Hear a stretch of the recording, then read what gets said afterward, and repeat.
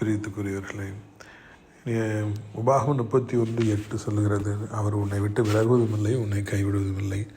வாழ்க்கை என்பது மாரத்தான் ஓட்டத்தை போன்றது. எவ்வளவோ தூரம் நாம் ஓடி ஓடி செல்ல வேண்டும். இந்த ஓட்டத்தில் எத்தனையோ பேர் நம்மோடு கூட வருகிறார்கள், சில காலம் இருக்கிறார்கள், நம்மை கண்மண் தெரியாமல் நேசிக்கிறார்கள், எவ்வளவோ வாக்கை கொடுக்கின்றார்கள், அப்படி செய்வேன் இப்படி செய்வேன் என்று சொல்லி. ஆனால் இன்னும் சில காலம் அவர்கள் நம்மோடு கூட பிரயாணித்த பிறகு நம் நிமித்தமாய் சலித்து போகிறாங்க. உன் அன்பே வேண்டாம், உன் சகவாசமே வேண்டாம் என்று சொல்லி அநேகர் நம்மை விட்டு போகிறாங்க. இன்னும் அநேகர் நம்மை காட்டி கொடுக்குறாங்க.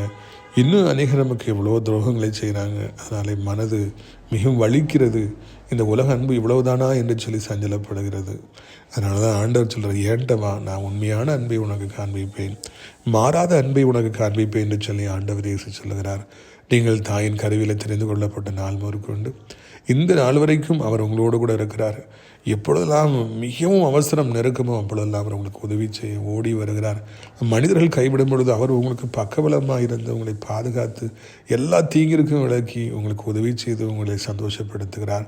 இந்த பூமியில் இறுதி நிமிடம் உங்களுக்கு வருகிற வரைக்கும் அவர் உங்களோடு கூடவே இருப்பார், கைவிடவே மாட்டார்.